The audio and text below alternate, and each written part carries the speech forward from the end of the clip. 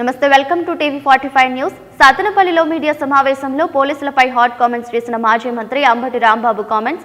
మాజీ ముఖ్యమంత్రి జగన్ పర్యటనలో పాల్గొనడం వల్లే సతనపల్లి పోలీసులు కేసులు పెట్టి నోటీసులు ఇచ్చారు. 1989 నుండి రాజకీయాల్లో ఉన్నాను, ఇలాంటి విచిత్రమైన పరిస్థితి ఎప్పుడూ లేదు. ప్రభుత్వం పోలీసులు ఒకేలా వ్యవహరిస్తున్నారు. మాజీ ముఖ్యమంత్రి జగన్ పర్యటనలో 1300 మంది పోలీసులను పెట్టారు. అడ్డుకోవడానికి 113 మంది వైసీపీ కార్యకర్తలపై కేసులు పెట్టారు. Arnesh Kumar versus State of Bihar judgment base చేసుకుని 7 సంవత్సరాలలోపు కేసులకు బెయిల్ ఇవ్వాలి. పోలీసులు నిబంధనలు ఉల్లంఘించారు. పోలీసులు శాంతి భద్రతలను కాపాడాలి. మాజీ ముఖ్యమంత్రి జగన్ బంగారుపాళ్యం పర్యటనకు వెళితే ఆ జిల్లా ఎస్పీ రౌడీ షీట్ తెరుస్తామని బెదిరింపులకు పాల్పడ్డారు. చిత్తూరు జిల్లా ఎస్పీ మణికంఠ ఒక రౌడీలా వ్యవహరించారు. రాష్ట్ర DGP Harish Kumar Gupta, Guntur range IG Sarvashreshtha Tripathi Chandrababu చెంచలకు పనికి చేస్తున్నారు. క్లాస్ 3 బిఎన్ఎస్ ప్రకారం ఈరోజు పోలీసు వారి ముందు వచ్చి హాజరై వారు అడిగిన ప్రశ్నలకు మాకు తెలిసినంత వరకు సమాధానాలు ఇవ్వడం జరిగింది. ఇది చాలా విచిత్రమైనటువంటి పరిస్థితి. నేను 1989లో రాజకీయాల్లోకి నేను రావడం జరిగింది.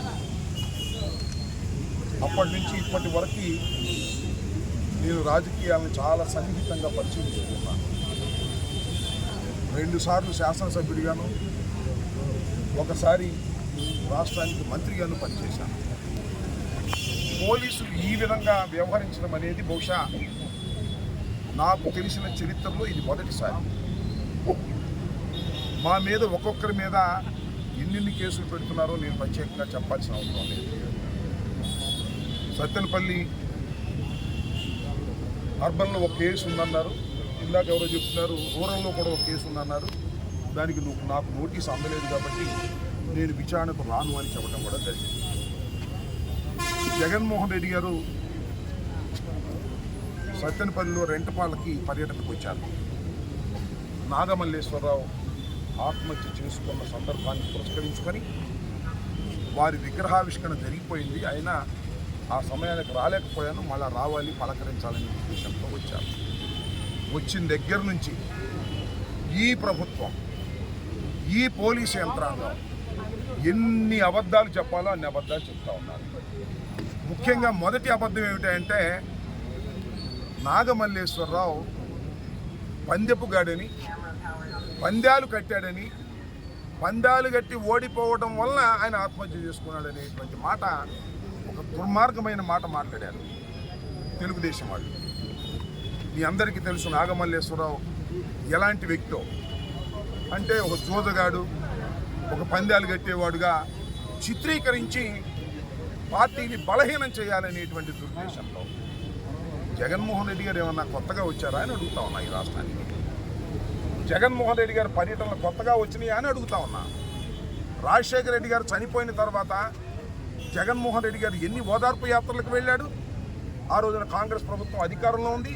చంద్రబాబు నాయుడు కాంగ్రెస్ ప్రభుత్వంతో కొల్యుడై ఉన్నాడు. ఎన్ని ఓదార్పు యాత్రలకు వెళ్ళాడు, ఎన్ని లక్షలాది మంది జనం వచ్చారు. ఆ తర్వాత ఓదార్పు యాత్రకు మనకు కూడా వచ్చాడు కొమ్మిరిపూడి. అప్పుడు కేసులు పెట్టారా మా మీద? పాదయాత్రకు వచ్చాడు జగన్మోహన్ రెడ్డి గారు అపోజిషన్ లీడర్గా. తెలుగుదేశం ప్రభుత్వం అధికారంలో ఉంది, ఆ రోజు కేసులు పెట్టారు మా మీద. జగన్మోహన్ రెడ్డి గారు అన్యాయంగా, అక్రమంగా పోలీస్ హెరాస్మెంట్ తట్టుకోలేక నాగమల్లేశ్వరరావు అనేటువంటి ఒక వైఎస్ఆర్ కాంగ్రెస్ పార్టీ నాయకుడు, ఆ గ్రామ వైస్ సర్పంచి ఆత్మహత్య చేసుకుంటే పలకరించడానికి వస్తే ఇన్ని కేసులు పెడతారు మా మీద. ఎంతమంది అండి? 1300 మంది పోలీసుల్ని ఇక్కడ డిప్లాయ్ చేశారు. దేనికో తెలుసా? జగన్మోహన్ రెడ్డి గారు వస్తుంటే ఆ జనాన్ని అరికట్టడం కోసం కాదు. ఎవ్వరు వెళ్ళడానికి వెళ్ళే జగన్మోహన్ రెడ్డి గారి మీటింగ్ అని కాపలాలు కాశారు. ఆగారా?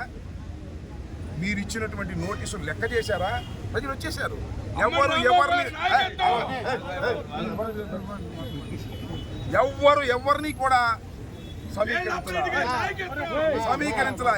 ఎవరిని కూడా సమీకరించకపోగా జనం తండోపతండాలుగా వచ్చారు. అసలు పోలీసులు ఎవరు ఇంత బాగా లేకపోతే సగం మందే వచ్చేవాళ్ళు. ఈ పోలీసులు వచ్చి కట్టడి చేసినప్పుడు పదండ్రా ఊరంతా బయలుదేరదామనే ఉద్దేశంతో బయలుదేరించారు. మా మీద కేసు పెట్టారు. ఎంతమంది మీద తెలుసా?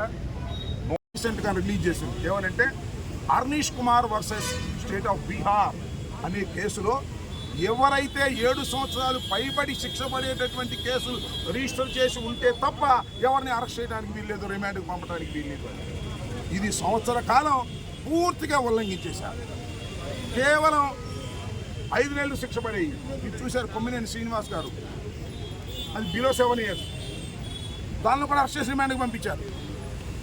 మాకు సంబంధించినటువంటి సోషల్ మీడియా కార్యకర్తల్ని అనేక మందిని ఈ Arnesh Kumar versus State of Bihar జడ్జిమెంట్ని ఫాలో కాకోకుండా పోలీసులు అరెస్ట్ చేశారు, మ్యాజిస్ట్రేట్స్ రిమాండ్ పెట్టారు. ఇది చట్ట వ్యతిరేకం అని మొన్ననే హైకోర్టు వారు సర్క్యులర్ జారీ చేసేదాకా ఆగల. ఆ సర్క్యులర్ లేకపోతే మమ్మల్ని కూడా అరెస్ట్ చేసేవాళ్ళు ఏమో నాకు అనుమానం. ఎందుకంటే బిలో 7 years ఉన్నా కూడా ఏషియన్ టాపర్గా అంటారంటే. ఇలాంటి దుర్మార్గమైనటువంటి పాలన ఇవాళ ఈ ప్రభుత్వం చేస్తూ ఉన్నది. ఎంత దుర్మార్గమైన పాలన అంటే పోలీసులతో బెదిరిస్తున్నారని నాకు అర్థం కాలేదు.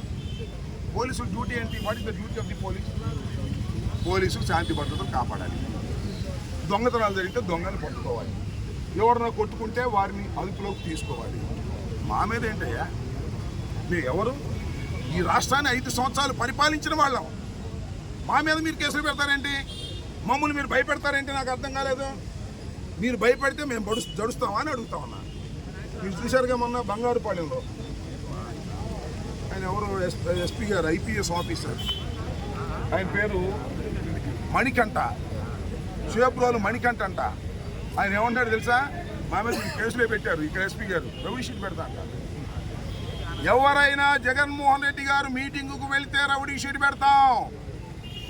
ఎవరైనా జగన్మోహన్ రెడ్డి గారి మీటింగుకు జనాన్ని సమీకరిస్తే రౌడీ షీట్ పెడతాం అని అంటున్నాడు. ఎవరు? ఒక ఐపీఎస్ ఆఫీసర్ అంటున్నాడు. ఏమండి ఐపీఎస్ ఆఫీసర్ గారు, మీరు ఇండియన్ పోలీస్ సర్వీసులో కష్టపడి చదువుకొని పైకి వచ్చినటువంటి వ్యక్తి, మీరు చంద్రబాబుకు చెంచాలాగా పనిచేయడానికి వచ్చారని అడుగుతా ఉన్నా. ఇవాళ ఎంత దారుణం అంటే, ఇక్కడ మనకు ఒక ఐపీఎస్ ఆఫీసర్ ఉన్నాడు, డీజీపీ గారు హరీష్ కుమార్ గుప్తా, ఆయన కూడా చంద్రబాబుకు చెంచానే. మళ్ళా ఇంకో ఆయన ఉన్నాడు మన ఐజీ గారు, వీళ్ళ పేరేంటి? త్రిపాఠి, సర్వశ్రేష్ఠ త్రిపాఠి. వీళ్ళిద్దరూ కలవటం, మణికంఠ లాంటి వాళ్ళు కలవటం, ఇంకా వీళ్ళుగా కొంతమంది రహస్యంగా రిటైర్డ్ అయిన పోలీస్ ఆఫీసర్లు ఉన్నారు, చంద్రబాబు నాయుడు చెంచాలి. వీళ్ళందరూ కలిసి మా మీద కేసులు పెడతారంట, మమ్మల్ని లోపలేస్తారంట. వేసుకుంటున్నాం, దాని సంగతి ఒకటి తెలుస్తామని అడుగుతా ఉన్నా. రౌడీ షీట్లు పెడతామని బెదిరించేటటువంటి మణికంఠకి చెప్తా ఉన్నా, మిస్టర్ మణికంఠ ఐపీఎస్ ఆఫీసర్, మా కార్యకర్తల మీద, మా నాయకుల మీద నువ్వు రౌడీ షీట్లు పెడతామని బెదిరించడం అనేది అసాంఘికమైన చర్య. తక్షణమే నువ్వు సమాధానం చెప్పు, తక్షణమే క్షమాపణ చెప్పు అని అడుగుతా ఉన్న వైఎస్ఆర్ కాంగ్రెస్ పార్టీ కార్యకర్తలకి మణికంఠ తక్షణమే సమాధానం చెప్పకపోతే నీ అంతు తేలుస్తాం చట్టపరంగా అని కూడా మనం చేస్తాం. ఇష్టం వచ్చినట్టు రాజకీయ నాయకుల మీద నువ్వు రౌడీ షీట్లు ఓపెన్ చేస్తావా? నువ్వు ఎందుకు వచ్చావు రాజకీయాల్లోకి? ప్రజాసేవ చేయాలనే ఉద్దేశంతో రాజకీయాల్లోకి వచ్చావు. కింద పడుతున్నాం, మీద పడుతున్నాం, అనేక కష్టాలకి నష్టాలకి ఓర్చి జగన్మోహన్ రెడ్డి గారి వెంట నడుస్తున్నాం. మీరు ఆంక్షలు పెట్టండి, ఆంక్షలు మేము తిరస్కరిస్తేనో, మేము ఆంక్షలు పాటించకపోతేనో ఆ చట్టబద్ధమైన కేసులు పెట్టండి, ఎదుర్కొంటాం. రౌడీ షీట్లు ఓపెన్ చేస్తారంట. ఇక నేను మర్డర్ కేసు పెడతానల్లా డెడ్ బాడీ దొరకంగానే. ఏమిటా మీ బెదిరింపులు? నాకు అర్థం కాదు. మీరు ఎవరు? మీరు ఐపీఎస్ ఆఫీసర్లు, మీరు లాండ్ ఆర్డర్ను కాపాడవలసిన వాళ్ళు తప్ప జగన్మోహన్ రెడ్డి గారి పార్టీని, వైఎస్ఆర్ కాంగ్రెస్ పార్టీని కేసులు పెట్టి అణచాలని మీరు ప్రయత్నం చేస్తే అణిగిపోయేంత అమాయకులు మేము. ఎన్ని చూసి వచ్చాం మణికంఠ, నీలాంటి వాళ్ళని చూసి ఇక్కడికి వచ్చాం. ఎన్నో కష్టాలు పడ్డాం, నష్టాలు పడ్డాం, ఓడాం, గెలిచాం. రాజశేఖర రెడ్డి గారి వెంట నడిచాం. రాజశేఖర రెడ్డి గారు అన్నమాట ఎన్ని మీటింగ్లకు వెళ్ళామండి? ఎప్పుడైనా కేసు పెట్టారా? రాజశేఖర రెడ్డి గారు ఏమంటే ఇన్ని మీటింగ్లకు వెళ్ళాం, ఎప్పుడు కేసు పెట్టలా. జగన్మోహన్ రెడ్డి గారు ఏమంటే ఇన్ని మీటింగ్కి వెళ్ళాం.